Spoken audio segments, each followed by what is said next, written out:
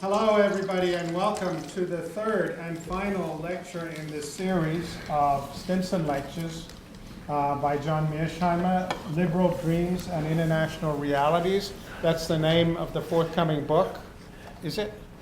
I'm not sure that will finally be the title, but the working title of the forthcoming book from Yale University Press in the Stimson lecture series. And today he is going to be speaking about the case for restraint. Welcome, John.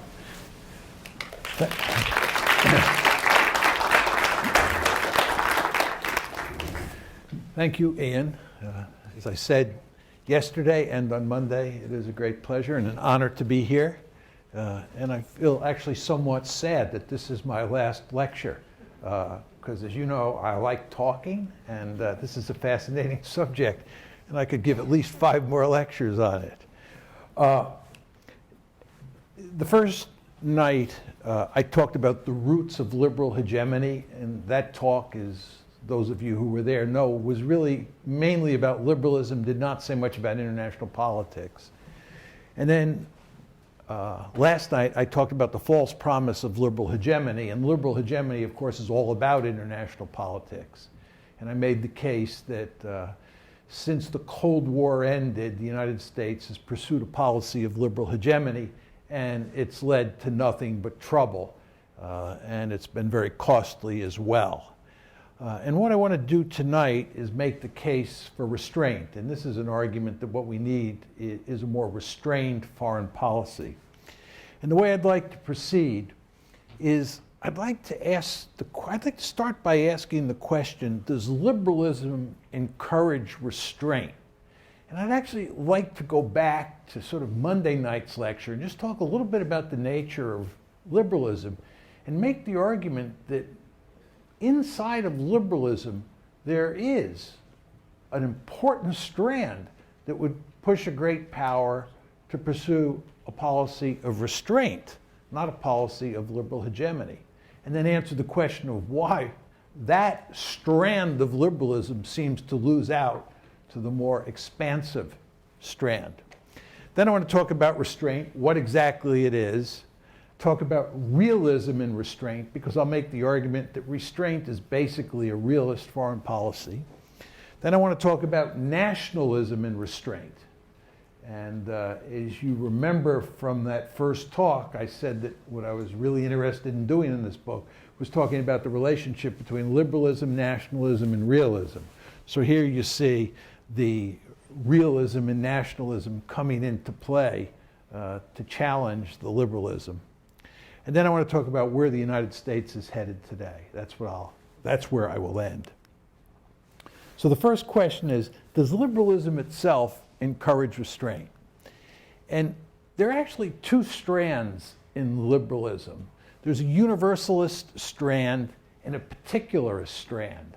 And what I have done in the past 2 lectures is hammered away at the universalist strand. This is a slide excuse me, that I used the other night, and that those of you who have been to either one of the previous lectures is very familiar with. And my argument is that when you focus on the individual and you marry inalienable rights to that individual, you get a universalist ideology, right? Because every person on the planet has this set of inalienable rights. And you're focusing on individuals, not countries or nations. You're focusing on individuals, and they all have these rights. So you see that powerful universalist tendency. And I've made the argument, of course, that what that does is inexorably lead to a foreign policy where you try to spread liberal democracy all over God's little green acre. But inside liberalism, there's also a particularist strand. Liberalism's particularist strand is based on the fact that it's impossible to agree on first principles.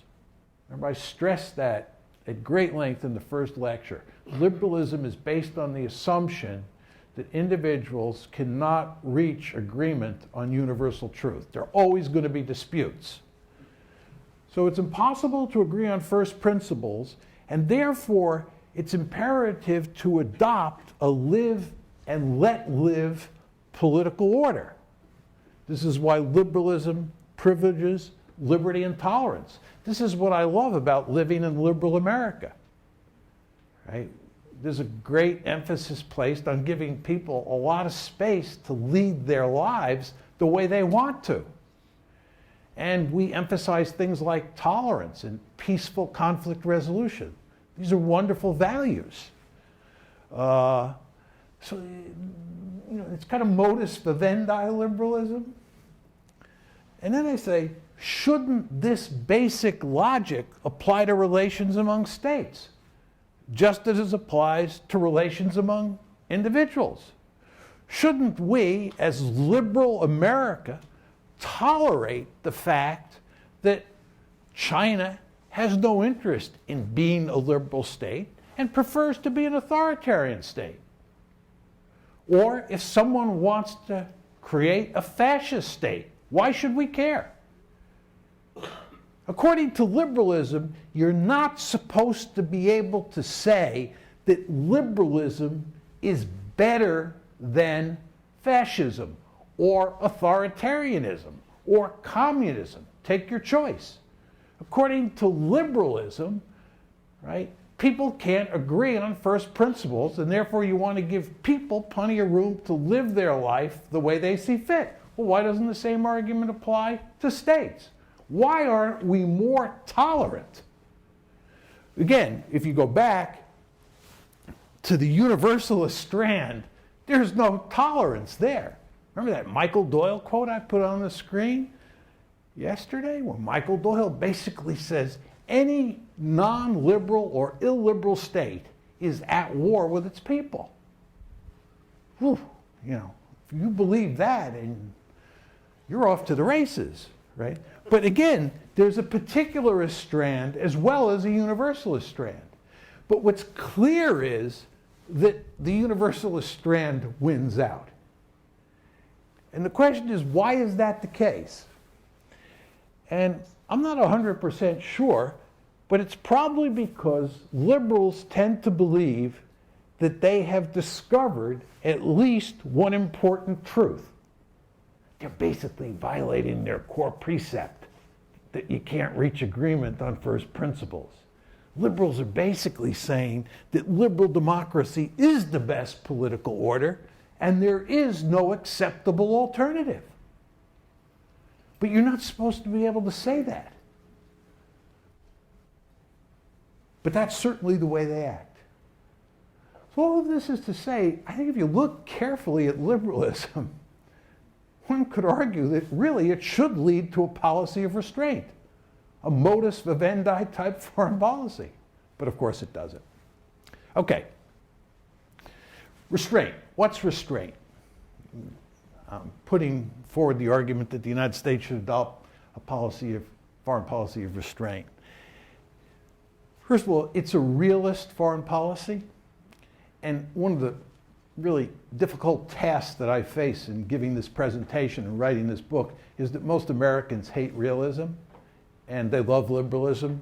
And anyone like me who comes along and says we should adopt a realist foreign policy and abandon a liberal foreign policy really has a tough sell in front of him or her. Okay?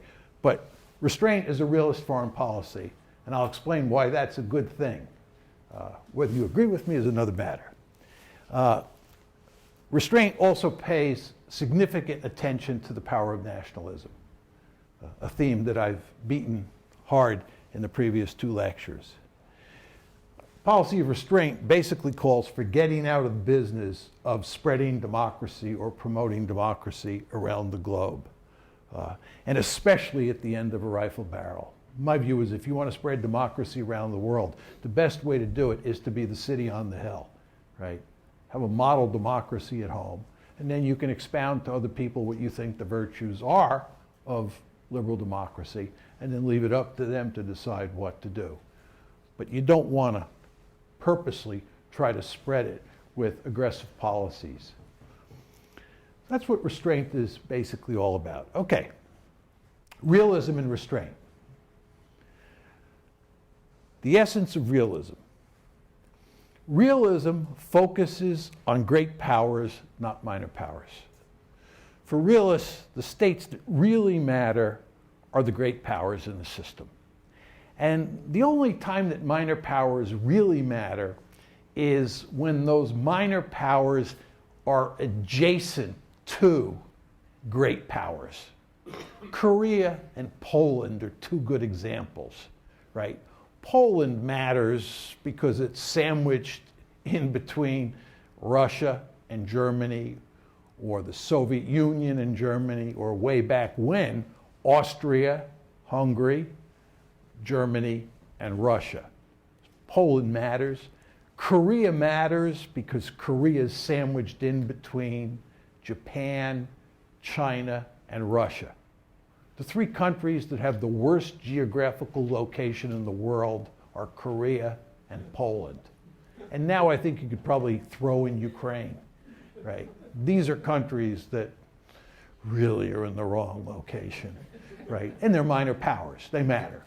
But by and large, realism is a theory that focuses on the great powers, and it focuses on the balance of power, right? The argument that realists make is that those great powers care greatly about how much power they have relative to the other great powers in the system. Realists, as you know, pay little attention to domestic politics. Realists basically treat states as black boxes. It doesn't matter to most realists whether a state is a democracy or an authoritarian state. The structure of the international system in the realist story basically forces most states to behave in similar ways, right? And you can see where Americans would hate a theory like that, because Americans believe that the world is populated by good guys and bad guys, and we're the good guys, and other states that look like us are also good guys, but everybody else is a bad guy. And it's kind of consistent with liberal hegemony, right? And that's why we want to make all of the states in the world liberal democracies, because they then all look like us. And if we're the good guys and everybody looks like us, that means you have a planet that's populated by good guys. And in a planet that's populated by good guys, you can't have anything but happy outcomes, right? That's the liberal story. The realist story is it just doesn't matter, right? And the realist story is that the big enchiladas in the system are going to compete with each other. And this occasionally going to fight wars with each other. Now, very important to understand that there's a distinction between defensive realists and offensive realists. And I want to talk about the defensive realists. The defensive realists are a very interesting lot. Their basic message is that the structure of the international system encourages states not to go to war with each other. States, they say, should concentrate on defending the balance of power, not trying to change the balance of power. It's a really quite interesting argument. And the key reason for this is balancing behavior. If the three of us are great powers, and I start to accumulate more power, these two other states are going to get very nervous. They're going to form a military alliance, and they're going to try and contain us. The defensive realists would say, look at what happened to Napoleonic France.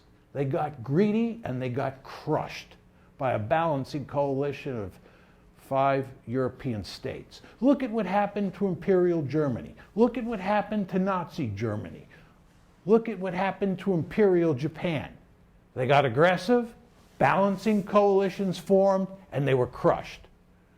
The Germans should have just sat still. The Japanese should have just sat still. They were in the catbird seat. No need to be aggressive. And when you are aggressive, you get crushed. So you have defensive realists like my good friend Charlie Glazer, who wrote a famous article called Realists as Optimists. Right? So you can see why these guys like restraint, right? Because realism leads to no war. Here's Mark Trachtenberg, another good friend of mine, historian, first-class historian. These are some quotes from an article that he wrote.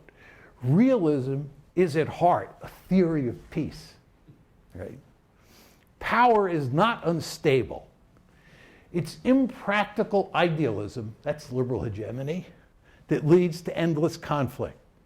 Serious trouble developed only when states failed to act in a way that made sense in power political terms, right? So the case from Restraint, from a defensive realist point of view, right, really leads to a remarkably peaceful world. Now, as many of you know, there are offensive realists out there in the world like me who think the defensive realists are wrong. I believe that the structure of the system is not benign. It encourages states to compete with each other for power, right? States constantly want to improve their position in the balance of power. And for me, the ultimate goal is to be the hegemon in the system. And sometimes states will go to war to achieve that end. I do not believe, like Mark Trachtenberg or Charlie Glazer or Ken Waltz or Steve Van Ever or Jack Snyder, all of these defensive realists, that structure is benign. I have a much more Hobbesian view of the world. Still, even offensive realists like me, right, would argue that if you follow the precepts of my theory, you'll have a less warlike world than you will following the precepts of liberal hegemony. Why is that the case? 3 reasons. Here's the first. First, realists are only willing to fight in limited areas of the world. Liberal hegemonists want to fight everywhere because they're interested in spreading liberal democracy all over the planet. There is no area of the world that is unimportant from a strategic point of view for a liberal hegemonist. They don't prioritize. There are no priorities. For a realist, that's not true at all. During the Cold War, the United States was interested in competing with the Soviets all over the planet. Realists said this is ridiculous. There are only 3 areas of the world that matter for the United States: Europe, in those days we used to say Northeast Asia, and the Persian Gulf. Those are the 3 areas you fight and die. The rest of the Middle East? No. Africa? No. Central Asia? No. Southeast Asia? No. It's no accident that every realist except Henry Kissinger was opposed to the Vietnam War. It's a strategically unimportant area. You only fight in areas where there are great powers, or in the case of the Gulf, a critical resource, oil.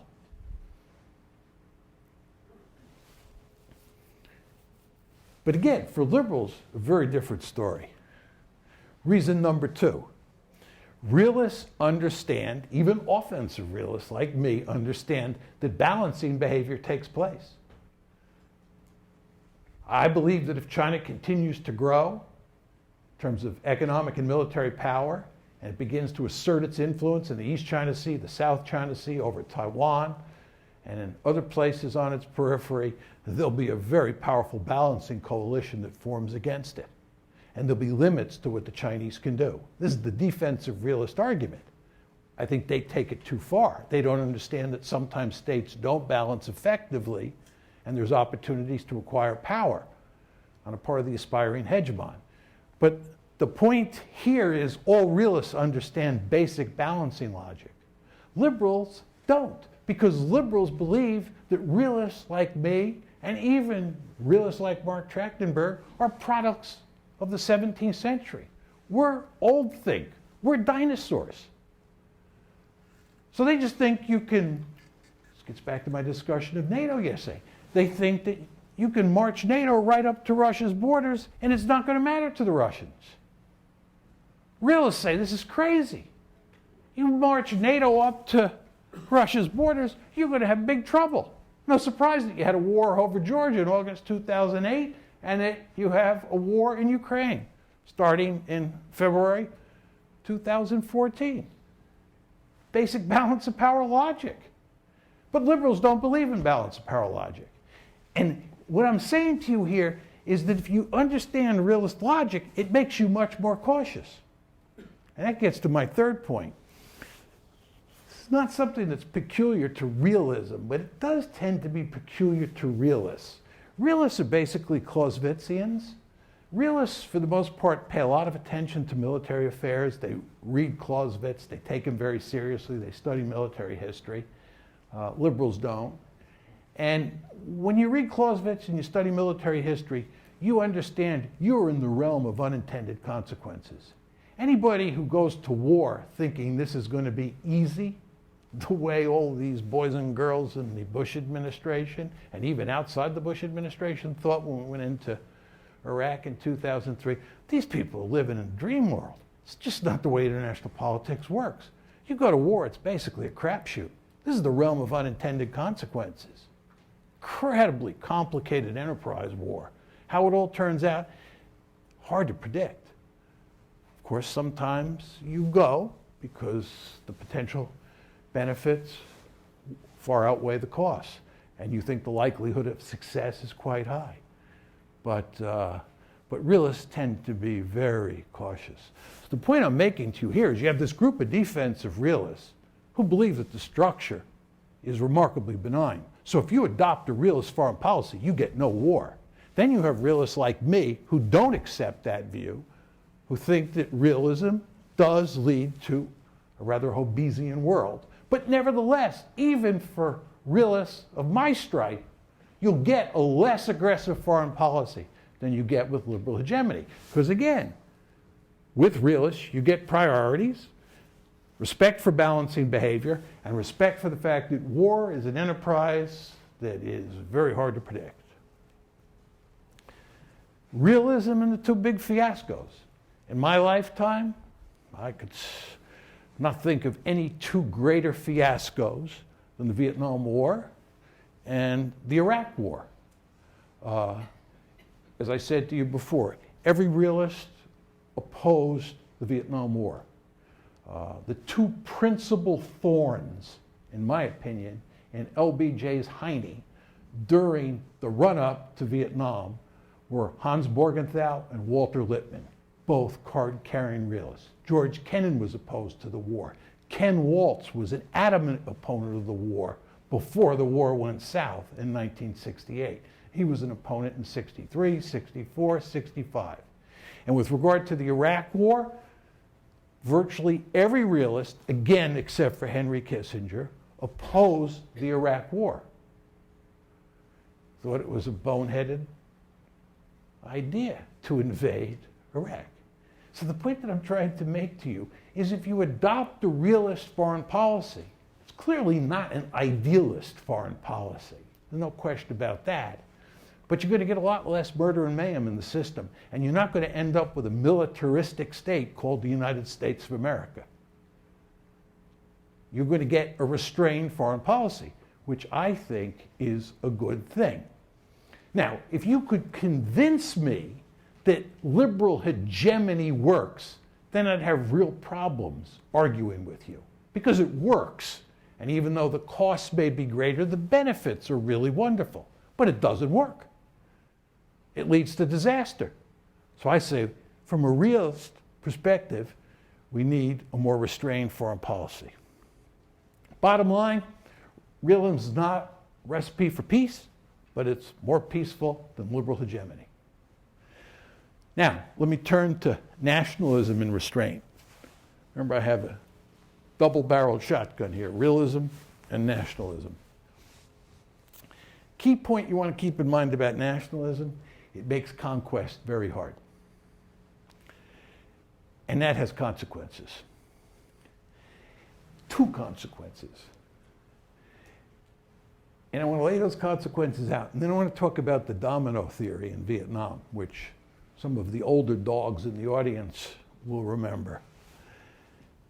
First of all, because conquest is hard, that means the United States should be very wary about trying to conquer other states, right? And second, you want to remember that the ability of your adversary to conquer other states is also greatly limited by nationalism. So what I'm saying here is if you understand nationalism, you understand the power of nationalism, it's going to make you very cautious about going on a rampage or trying to conquer other countries. And it's going to make you less worried when your adversary starts to try to conquer other countries. Remember what I told you about my views on Afghanistan in 1979. When the Soviets went into Afghanistan in 1979, virtually everybody in the world I operate in was apoplectic. Oh my God, they're on the march, right? They've just conquered Afghanistan, right? Where are they going to go next? Probably Iran, who knows? My view is exactly the opposite. They've just jumped into a giant quagmire. This is wonderful news. Wonderful news. Right? So the point is, you don't want to jump into Vietnam if you're the United States. And if the Soviet Union decides that they want to jump into Vietnam, by the way, the Chinese, you remember the Chinese? Chinese and the Soviets helped the Vietnamese beat us in Vietnam. We lost in 75. Then in 79, the Chinese invaded North Vietnam. And they got their snouts whacked. Surprise of surprises. First it was the French, then it was us, then it was the Chinese. That's a place you want to stay out of, right? And if you're dealing with an adversary that decides it wants to go into Vietnam, well, be my guest, right? Good luck. So let's talk a little bit about the domino theory. The domino theory goes like this. It says that communism is, like liberalism, is a universal ideology.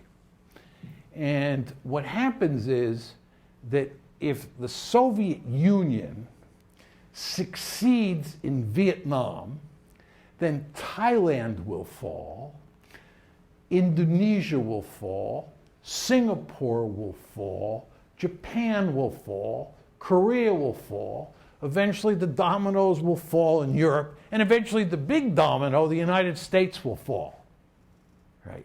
And again, it's based on the notion that one, conquest is easy, and two, when you conquer those other countries, what will happen is that other countries will just bandwagon because, first of all, they'll find communism very attractive. They'll find communism very attractive for ideological reasons. But secondly, they'll understand that they're going to be conquered next. Just to take this out of context, the domino theory and how it applies to the Bush doctrine. Remember I said yesterday, the Bush doctrine called for knocking off regimes in the Middle East and replacing them with liberal democracies. And the first place on the train line was Iraq. But Iraq was not the last place. We were then going to do Syria, do Iran. When the Israelis caught wind in January 2002, we wrap up the war in Afghanistan, or at least so we think, in December 2001. And then in early 2002, we're getting the shotgun loaded to go into Iraq.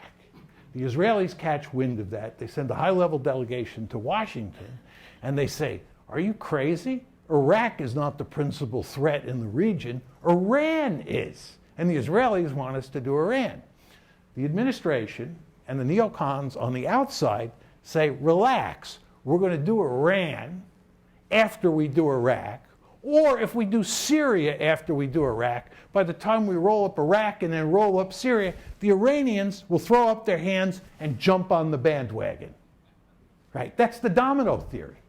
And again, it's not surprising at all, because you see a very powerful military actor, the United States, that can conquer states easily and that has this political ideology, liberalism, that it believes in. So it's domino theory logic. But back to the Cold War, we were worried stiff that the Soviet Union would conquer this country, conquer that country, and do it very easily. And then this transnational ideology called communism would help facilitate the fall of all the dominoes.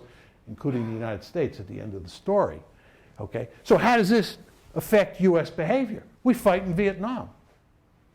Right? Read Fred Logevall's terrific book on Vietnam called Choosing War, which is the best book I've read on why we went into Vietnam.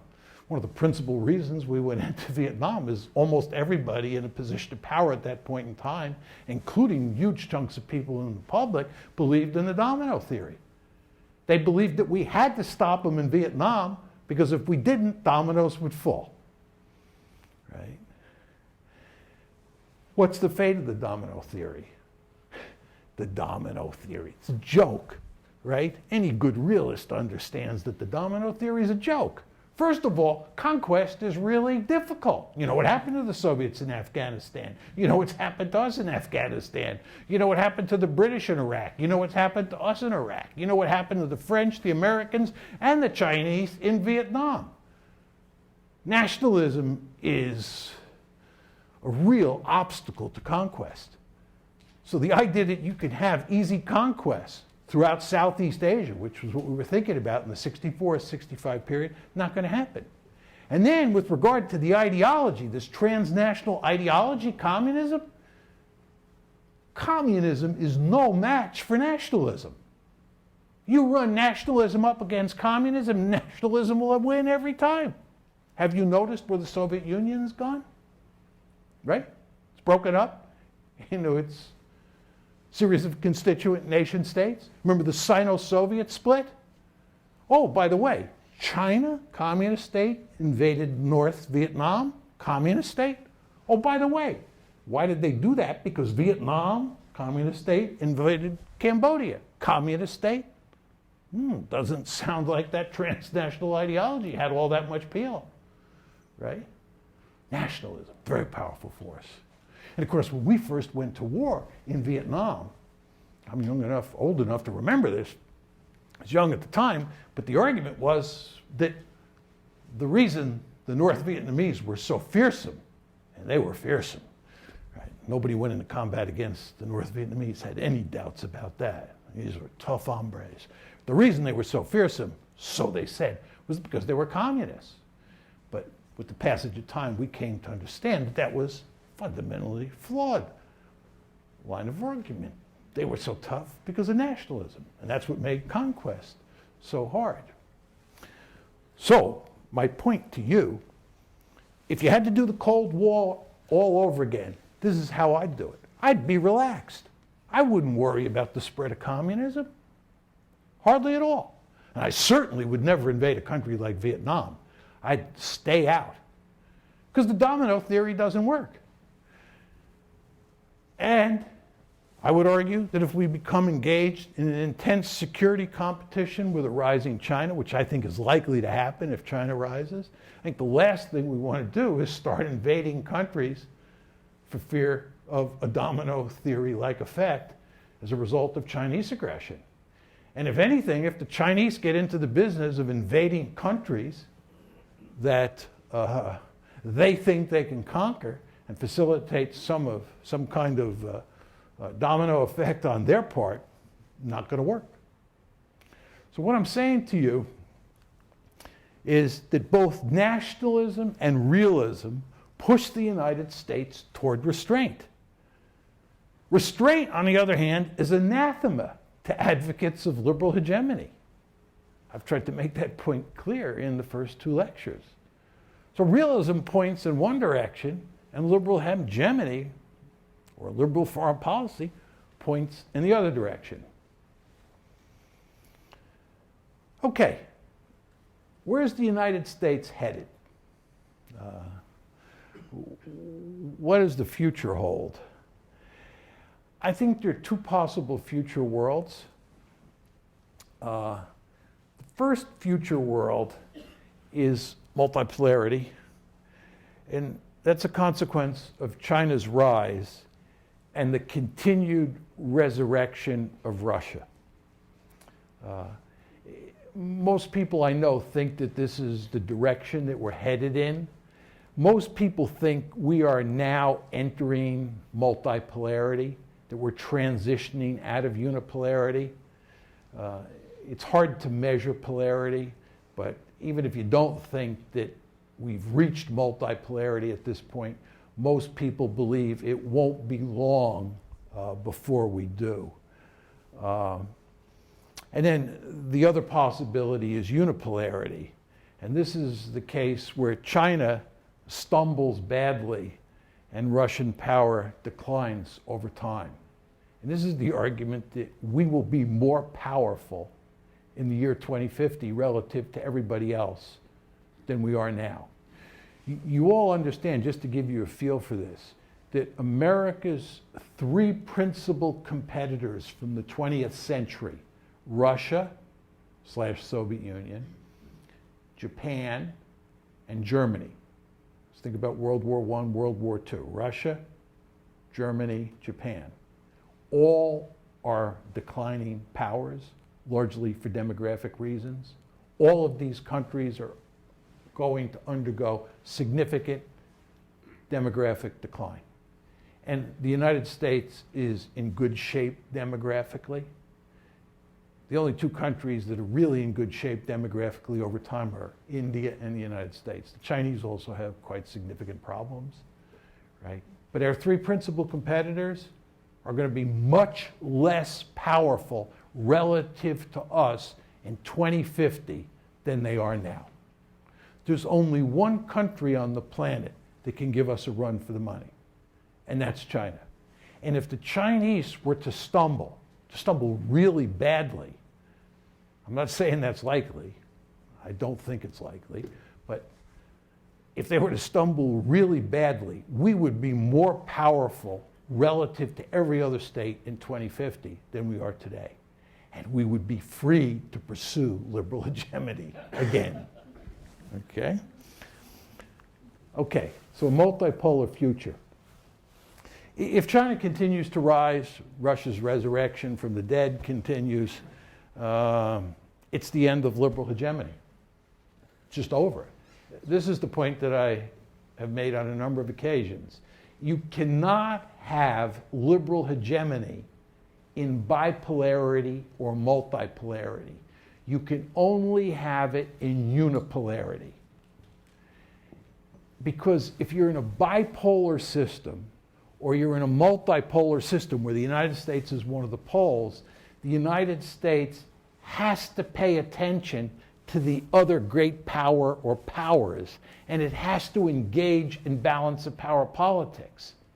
It cannot afford to pursue a liberal foreign policy in any significant way.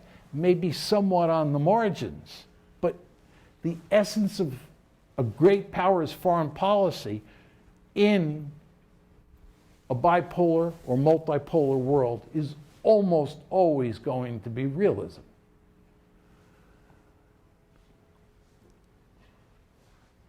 So, if we do move into multipolarity, liberal hegemony is gone. What if we don't? What if we have a unipolar future? As I say, it's a fertile ground for more liberal hegemony. More liberal hegemony.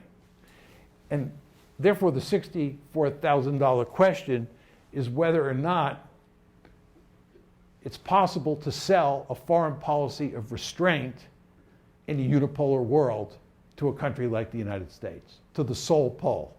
Uncle Sam is the sole pole, thoroughly liberal country. We've tried this once before. We're back in unipolarity. Can we sell a policy of restraint?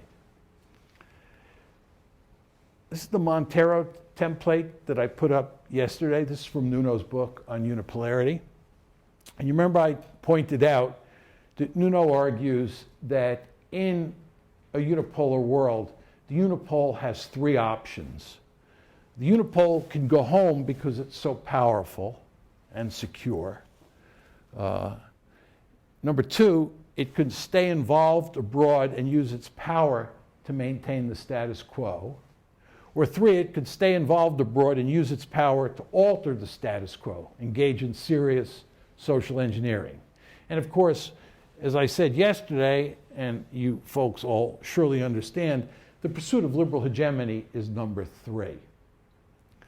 And Restraint could be one or two, and I would argue that restraint could be somewhere in between one and two. Number one is basically isolationism. Isolationism is a policy of restraint. And given the three options that Nuno puts on the table, I think number two is also a policy of restraint.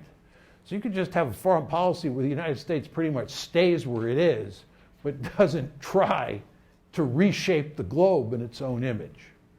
For my purposes, I'd prefer a policy that's somewhere between numbers one and two. I don't want to get into this in any detail, but I'm not an isolationist, so I don't want to, practice come home America.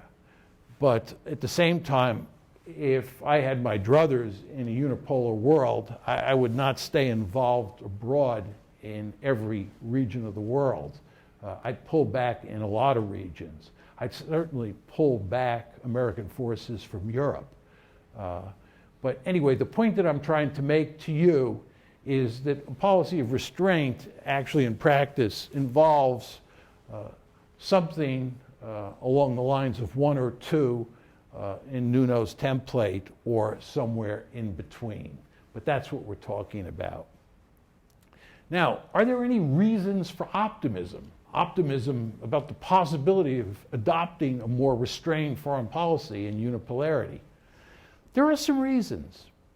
First of all, the decision to initially adopt a policy of liberal hegemony is different than the decision to continue it at a critical decision point or the decision to go back to it after a brief hiatus.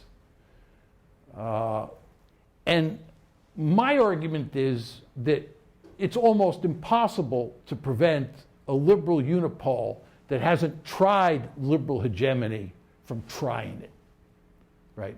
Because the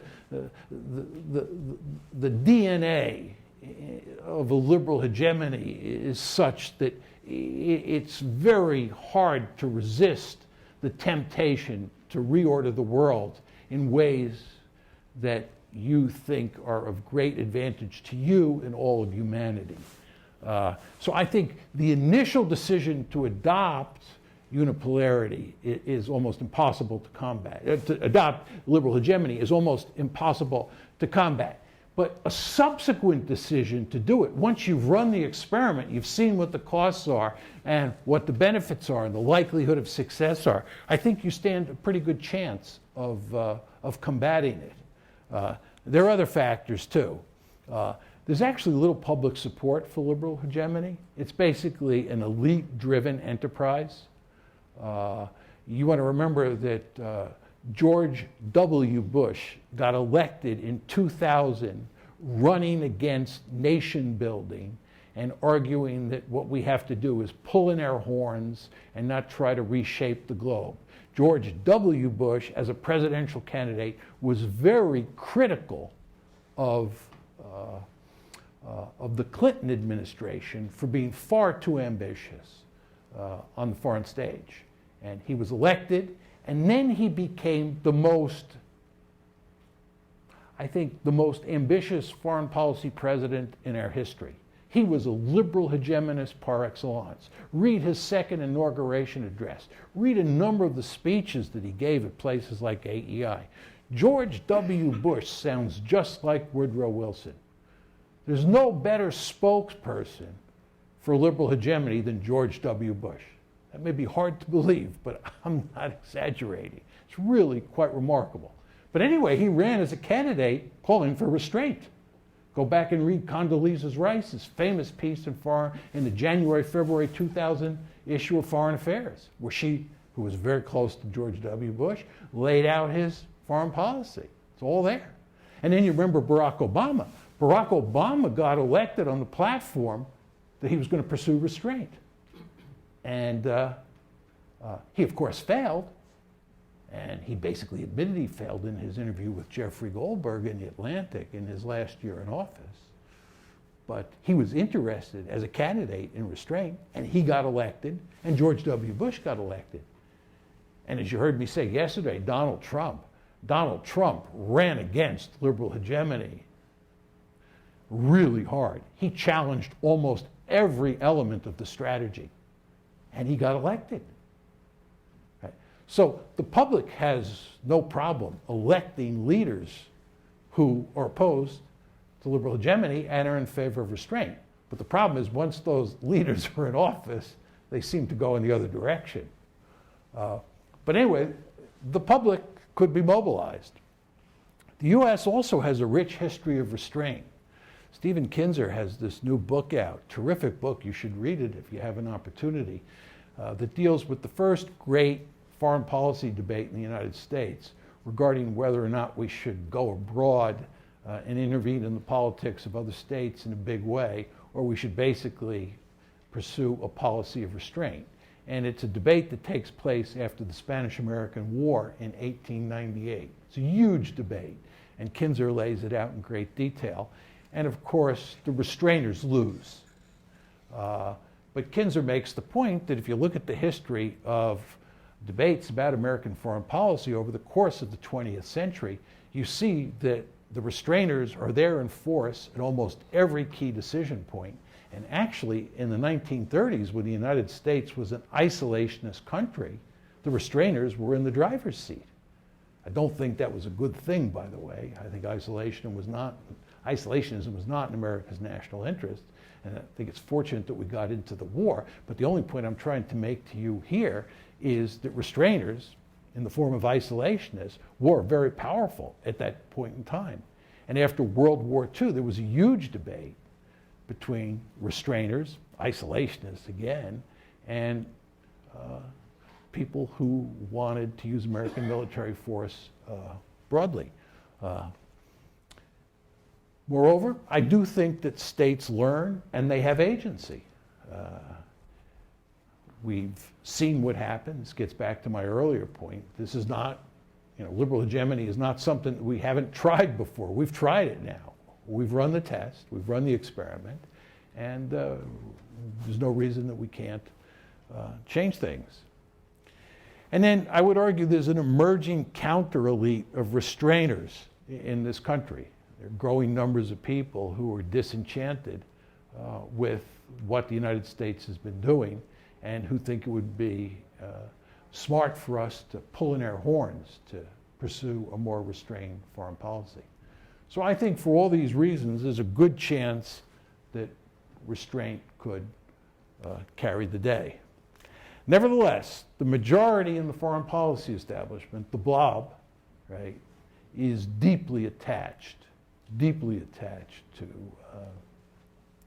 liberal hegemony. And they'll do everything they can to stymie restraint. My good friend Steve Walt has recently finished a book manuscript that deals with the blob and its love of liberal hegemony. And he makes a somewhat different argument than I do, but it reinforces the point that the blob has a deep-seated interest in combating restraint and continuing to pursue liberal hegemony. But Steve's basic argument is not like mine. Mine is that liberalism as an ideology, right, provides a very powerful impetus for pursuing liberal hegemonies. Steve's argument is that it's basically a jobs program for the liberal elite, right? That all these people in Washington have jobs that depend on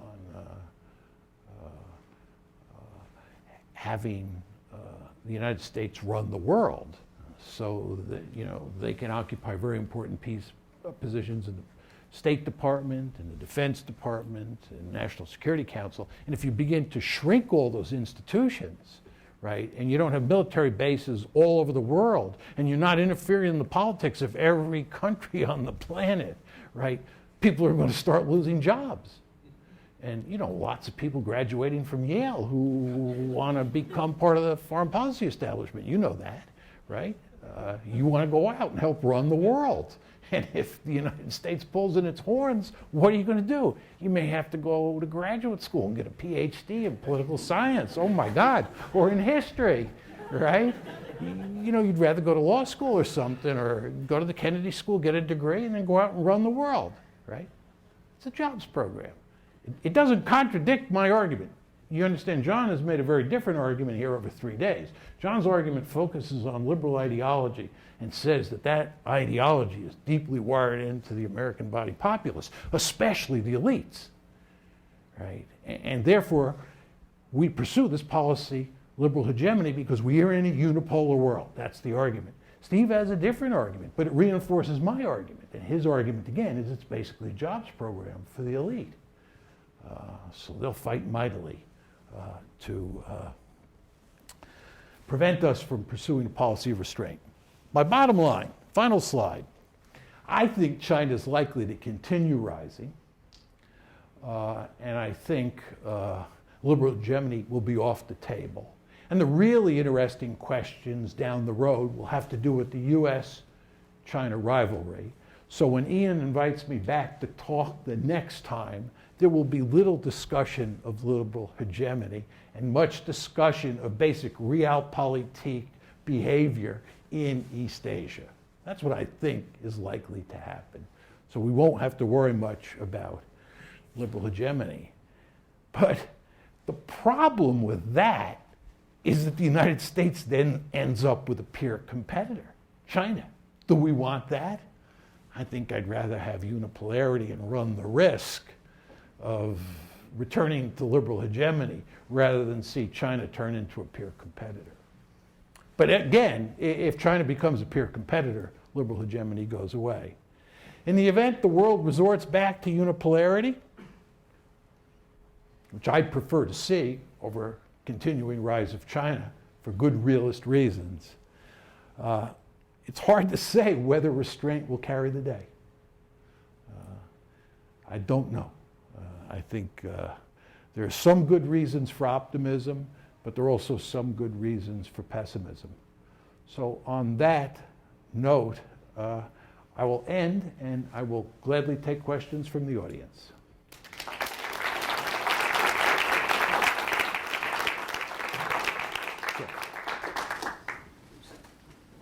You mentioned that Europe and the Persian Gulf would remain of interest to optimistic version of your realism. I don't understand the Persian Gulf argument, because if the US goes renewable energy, that goes away. We see this already in the import-export balances. And second, I don't see the European argument, although I come from Europe and I'm well aware of the history.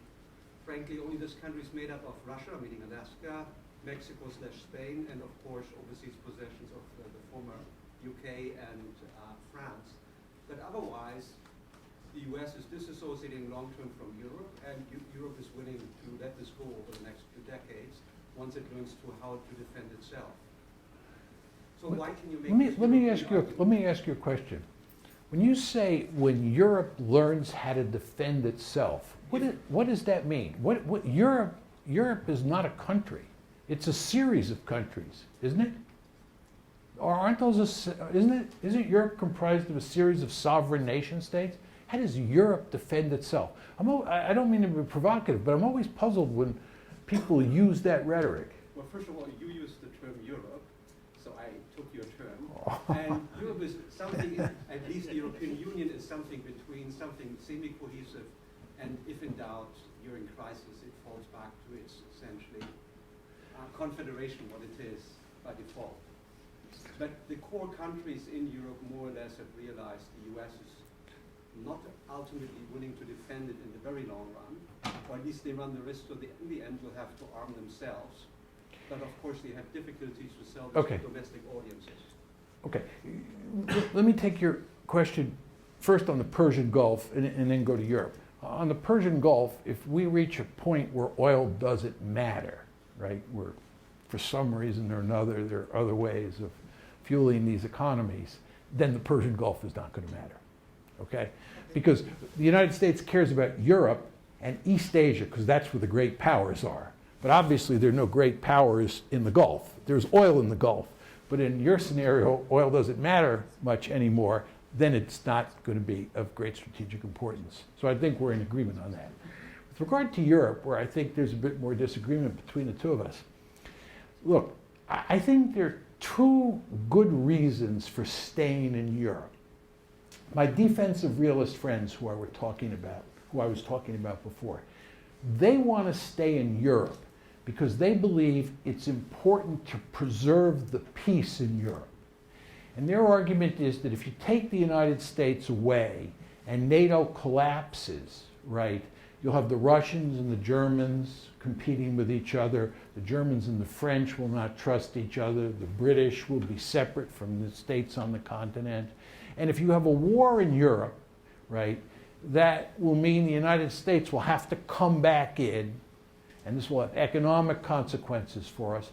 So it's better just to stay there and, in Joseph Joffe's terms, remain as the American pacifier. We are the underpinning of stability. We, the Americans, are the underpinning of stability in Europe. And let's just keep it that way, okay? So that's one way of thinking about Europe.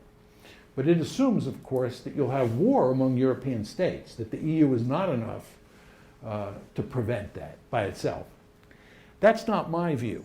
My view is that the United States should only go into Europe with military force if there is one state that threatens to dominate all of Europe, be that Imperial Germany in 1914, Nazi Germany in 1939, and the Soviet Union in 1945.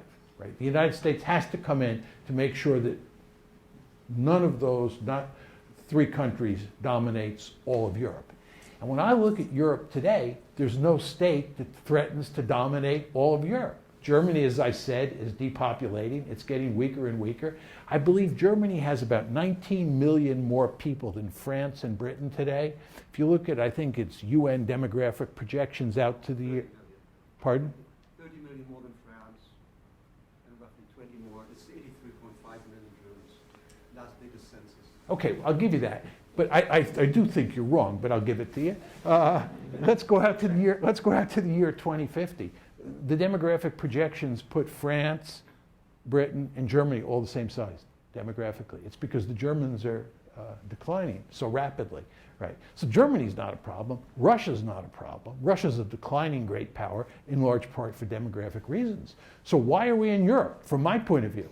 Again, my friends who want to just preserve the peace there, we are a peacekeeper, they'll stay. But I'm not interested in preserving the peace. I'm just worried about a dominant power in the region. The area I would stay in is is East Asia because of the Chinese, right? That's the argument. But so I'm not that interested in staying in Europe, but other people are. Yes, sorry. You haven't mentioned economic interests in terms of the conflict or whatever, the debate between liberal hegemony and realist policy.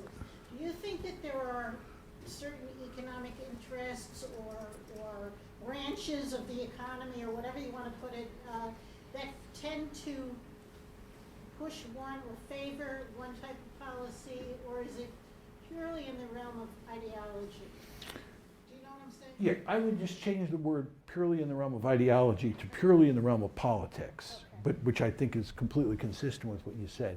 It's a great question, and I haven't thought much about it.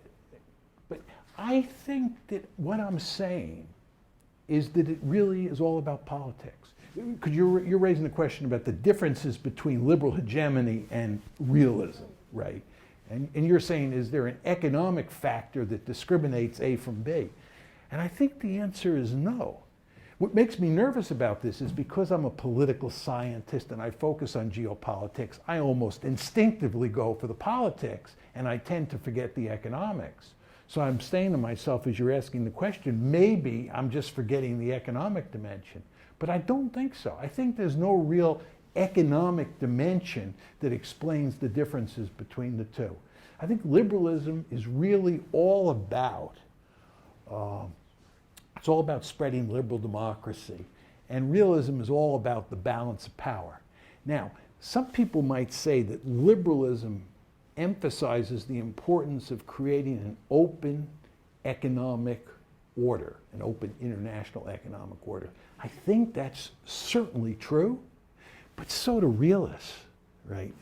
Everybody agrees that the open international order that we created roughly from 1945 up until the end of the Cold War, and then worked to maintain up until Donald Trump was elected, was a good thing. You know, realists and liberals. Realists and liberals didn't fight over economic issues, and they didn't fight over institutions either. Liberals tend to love institutions, but realists really kind of love institutions too, right? So economics, institutions, there's no real divergence. I think it's the politics. But as we're going along here, if something pops into my mind, I'll tell you. Sir. Can you say a word about China's strategy? Seems like they've been doing economic hegemony. They've been doing it in Africa. They've been doing it with us in terms of the currency manipulation. Do you see that as a prelude to a political aspiration, or are they really changing the rules of how states will interact with each other? I don't believe the Chinese are changing the rules. I believe that the Chinese are interested in dominating Asia the way we dominate the Western Hemisphere. I believe that they will ultimately try to push us out of East Asia.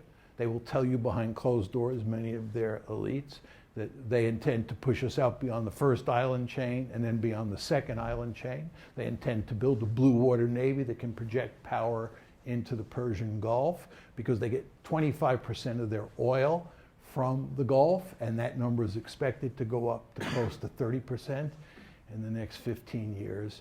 So they are very ambitious, right? And this is... What are they doing in Africa with building... Well, before I get to Africa, because I want to just, I'll come to Africa, but you raised a really very important point about what the Chinese are up to, right? And not so much in Africa, just in terms of what they're doing more generally with regard to using military force. The key point you want to keep in mind about the Chinese is that time is on their side, and therefore they have no interest in causing trouble now. The name of the game for them is just to grow and grow and grow. And then when they become Godzilla, tell all the neighbors and tell Uncle Sam, right, here are the new rules in the neighborhood.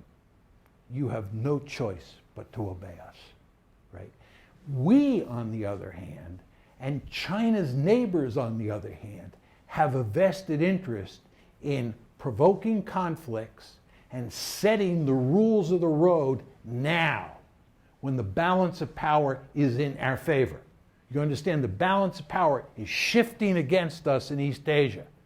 So all the incentives are for us to make it clear where we think the lines in the South China Sea are. Now, the Chinese, on the other hand, should just say nothing. They should speak like good liberal Americans. Peace, love, and dope, right? And then just keep that economy growing and keep translating that economic might into military might. It's like Taiwan. You know, the Chinese want Taiwan back. And they made it clear to the Taiwanese that at some point they're going to take it back if the Taiwanese don't surrender. But now's not the time for China to pick a fight over Taiwan. They'd do much better today in the year 2017 than they would have done in the year 1997. You ramp it back 20 years, would not have been a fair fight over Taiwan. Chinese would have fared very badly. They'd fare quite well today. But I say wait another 20 years. Wait another 30 years. And the Chinese are very patient, they'll tell you that. 30 years from now, you just basically tell the Taiwanese they have no choice. It's all over, ladies and gentlemen. You understand that this is what happened with the British in North America? You understand that after we got our independence in 1783, the British went to great lengths to try to prevent us from dominating the Western Hemisphere. They did not want a hegemon in the Western Hemisphere. They couldn't prevent it. They thought about intervening in the American Civil War. Because what you do if you intervene in the Civil War, on the side of the South, of course, is you get a Confederacy and the United States. Right? You have two countries. That's what they wanted. They wanted a balance of power. But what happened with the British is they reached the point where they understood there was nothing they could do to prevent the United States from dominating the Western Hemisphere. And by the way, they were lucky it turned out that way, because we pulled their chestnuts out of the fire in World War I and again in World War II. But they couldn't foresee that. Anyway, I would say to you, I think in the case of China, given the size of that population, they have a per capita GNP that looks anything like Taiwan or South Korea.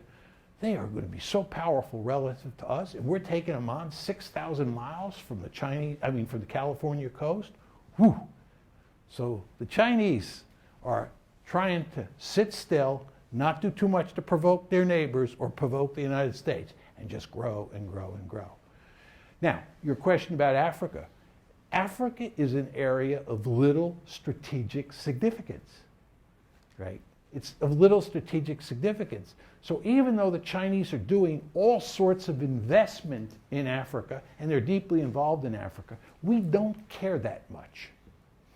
If, on the other hand, the Chinese start to do that in South America, you know the Monroe Doctrine, right? They start to do that in South America, that'll be a very different story, right? So I think we'll not have major problems with what they're doing in Africa. The Gulf, remember I told you they're building a blue water navy going into the Gulf. Well, I'm on stream of consciousness mode here. Iran, Turkey, the Chinese are playing kissy face with the Iranians and the Turks. The United States is foolishly driving the Iranians into the arms of the Chinese, right? Don't want to do that. You're going to want to minimize Chinese influence in the Persian Gulf. And given our relations with the Iranians and given our growing relations with the Chinese, don't want to push them together. Same thing is true with the Turks. But that's, Persian Gulf, important area, unless this gentleman's view on the Gulf is correct. Africa just doesn't matter that much. So you mentioned Russia, Japan, and Germany as declining powers, and China being in the future probably the only country that can legitimately challenge the United States as a peer competitor. And so my question was, why is your prediction that we're headed towards multipolarity instead of bipolarity, and what are the implications of that? Well, I think that Russia will be a weak great power, right? That would be my argument. I wish I could give you simple indicators that measure power. And I wish I could say, I've done the calculations, and the Chinese will have 50 units of power, we'll have 49 units of power, and they'll have 21, but they're above the threshold of 20. But it's very hard. It's not very hard. It's impossible to do that. But my basic argument is that you will end up with multipolarity with two big enchiladas and one small player, but still a great power. And that will be the Russians. It may be the case that we do end up in a bipolar world, which is, I think, what you were hinting at. Yes, ma'am. No, yes. I just have a brief question. Could you talk a little bit louder, please? I just have a brief question about, Okay. Because there's a hot topic in China about the global leadership. And scholars in China tends to talk about this topic, whether China will become a global leadership, will take over the U.S. leadership. And last time when Chang Hager here gave a lecture, he said that he thinks that China has no capabilities nor willingness to lead the world. And in our class, and Nuno said that Professor Montero said that even China is now has economic advantage, but in current U.S. Leadership, U.S. does not threaten China to develop their economy. So China has no intention to develop their military, and in this case, China is not going to be a military hegemony, so that will not threaten U.S. Who says that? From Montero. I'll have to talk to him.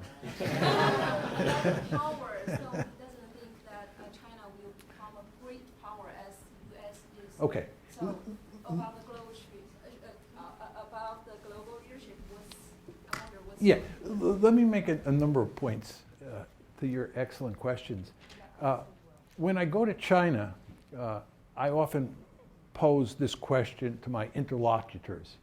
I say, look, you folks got hooked on capitalism and you joined the American-led order in the early 1980s. And if you look at what's happened since then, you've just got richer and richer and richer. You're really in a wonderful position, and you have benefited enormously from participating in this American-led order. Moreover, the Americans pay the costs of maintaining the order, right? You don't have to pay the costs. And in no way, shape, or form does the US military threaten you. So why don't you just sort of sit back and relax and accept the fact that we run the world and just get rich? I have never met a single Chinese who likes that argument, right? They don't like that argument. Now, 2 points. One, just let's talk about let's talk about institutions. When you talk about the liberal order or you talk about international order, order is all about institutions. The Chinese, not surprisingly, are interested in, number one, creating new institutions that they run. The AIIB fits in this category. And they're also interested in increasing their influence in existing institutions. The Chinese ambassador to the United States, who I know very well from way back when, he has written in Foreign Affairs that, look, when these institutions were created, mainly by the United States, China had no say in the rules. And therefore, the rules privilege the United States. You all understand when the United States creates institutions, they're set up to privilege us. Others benefit too, but mainly us. Well, the Chinese are getting really powerful, so they say, we should be able to rewrite the rules. Okay? And with regard to the South China Sea, you've been watching what the Chinese do in the South China Sea? That doesn't look like a status quo power to me. You watching what they're doing in the East China Sea with regard to the Diaoyu or Senkaku Islands? That doesn't look like a status quo power to me. They're building a blue water navy. They're spending one heck of a lot of money on defense, right? This is not a status quo power. This is a power that wants to throw its weight around. And I don't blame them one bit. You remember what happened to the Chinese when they were weak, right? The century of national humiliation, 1850 to 1950 roughly. You don't want to be weak. The Chinese understand this full well. They want to be really powerful. They want to be Godzilla. They want to be up here, and they want the Japanese down here, and they want the Americans on the other side of the Pacific Ocean. And I don't blame them one bit. I like the Monroe Doctrine, so why shouldn't they? Right? This is my view of the Chinese. Right. Now, just with regard to leadership, are they going to be the global leader? Given Donald Trump's performance up to now, it kind of looks like that may happen if China continues to grow and he's in power for 8 years. But I would just say to you, the United States is not going to surrender easily to the Chinese. Right? The United States is a jealous God, and the United States will go to great lengths to remain the top dog in East Asia and prevent China from dominating East Asia. And the end result is that to the extent that you have an order in the international system, an international order, it's not going to be an American-dominated order if China continues to grow. The two of them, the Chinese and the Americans, will compete to run that order. And that's the world I see sort of in front of us, not one where the United States dominates and not one where China dominates. And of course, this all assumes that China continues to grow economically. Sir. Yeah, so my question, I guess, follows on the last one. And it's, have we already passed the point where China's rise to great power status, barring some demographic crisis or major fumble by the Chinese, can be stopped? And when you say can be stopped, you mean can be stopped by the United States? So the second part of the question is, if not, what could the United States do to bring that about? And either way, whether or not it can be stopped, how concerned are you that the policies you seem to advocate for here trade a high likelihood for small wars for maybe a low likelihood of a great power war? I don't understand the last part of the question. So if we shift our focus from sort of dilly-dallying around in places that don't matter, right? You know, conducting operations in 50 of 54 African countries, and Yeah. instead say like, we're going to try and stop the rise of China. Contain China. Right? What does Chinese containment do? One, do you think there's a chance it could work? And two, what do you think it does about the chance of Oh, I great see what power you're saying. war? Yeah, good. Okay. I think, look, that if China continues to rise, as I was indicating in response to the young woman's question, I think there's no question that the United States will try to contain China. And then you raised the specter of, now we're talking about a great power war, John. We're not talking about small wars in the periphery. I think you're exactly right. I think that containment against China will be dangerous. I can just unpack that a bit for you. If you think about the Cold War, the Central Front in Europe was the principal place that we thought a war would break out between the United States and the Soviet Union. But the truth is, when we used to run war games during the Cold War, we could never get a war started in Europe. And the reason is you had two massive armies armed to the teeth with nuclear weapons. And nobody knew for sure what would happen when they crashed into each other. But it was very easy to paint plausible scenarios where we all got vaporized. And that's not a good thing. So you had no war, right? This gets to this great paradox that underpins deterrence, which is the more horrible a war is likely to be, the less likely you'll have that war to begin with. But of course, if the war happens, oh my God. Okay, but fast forward to East Asia today, the United States and China. The potential points of conflict are the South China Sea, the East China Sea, Taiwan.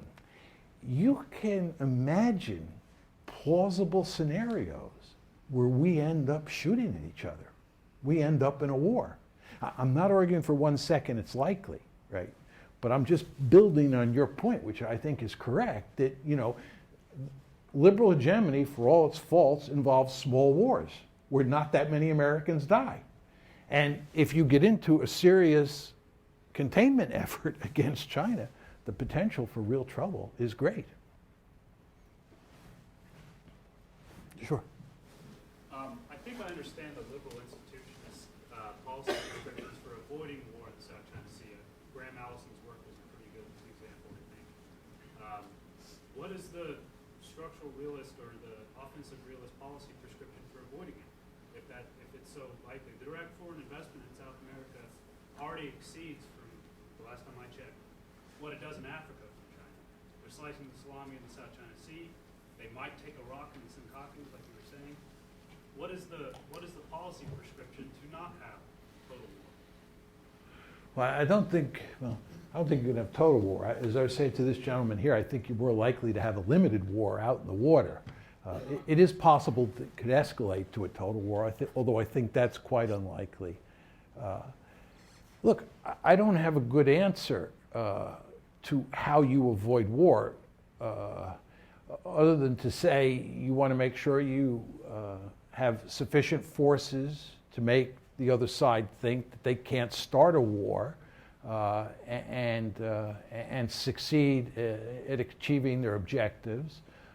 You want to go to great lengths yourself to make sure that you don't engage in rollback. You don't want to do rollback, you want to do containment. There's this whole literature on the Cold War now that shows we did a lot more than containment. We were heavily into rollback, which is very offensive in nature. I don't think you want to engage in rollback. This is a form of restraint in a competition with the Chinese. So you want to do things like that, but can you be sure that you won't have a war? The answer is no. And again, as I said to this gentleman here, I think you can paint a plausible picture of how you get a war. We have time for 2 more questions. Can you explain to me what to make of the new term that the administration now uses, Indo-Pacific instead of Indo-Pacific? In the Pacific, that, our president used that term when he was traveling in Asia. I suppose that comes from Tillerson's State Department. Does that make any, does that have any significance? Gee, I hadn't heard the term, and it's kind of hard to figure out what it might mean. When I hear the word Indo, I think of Indonesia, but Indonesia is not,